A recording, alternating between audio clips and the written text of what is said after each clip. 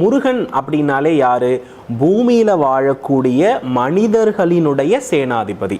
இப்ப மனிதர்கள் பூமியில நல்லா வாழணும்னா என்னமா இருக்கக்கூடாது? நோய் இருக்கக்கூடாது. அப்ப அந்த நோயை தீர்க்கக்கூடிய அருமருந்தான வடிவாக இருப்பவர் தான் முருகப்பெருமான்.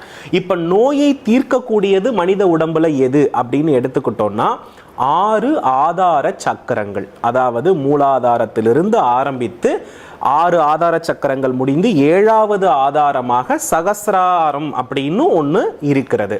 இப்போ இந்த 6 ஆதார சக்கரமும் 6 படை வீடும் ஒன்று.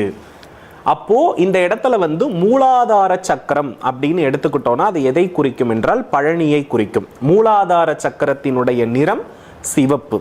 சிவப்பும் செல்வமும் ஒன்று. மூலாதார சக்கரத்தில் மகாலட்சுமி வீற்றிருக்கிறாள்.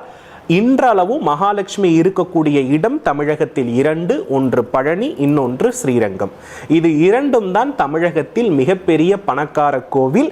இந்த இரண்டிற்கும் சென்றால் மூலாதார சக்கரம் சிறப்பாக செயல்படும். அதனால் உங்களால் பணத்தை குவிக்க முடியும். அந்த மூலாதார சக்கரத்தின் நிறம் என்பது பவள நிறம். பவளம் என்பது மகாலட்சுமி தாயாரும் கழுத்தில் அணிந்திருப்பார்கள். செவ்வாய்க்குரிய உபரத்தினமாகவும் அது என்ன செய்யப்படுது? சொல்லப்படுகிறது. இது ஒரு கான்செப்ட். இது நம்ம அப்புறம் பார்த்துக்கலாம்.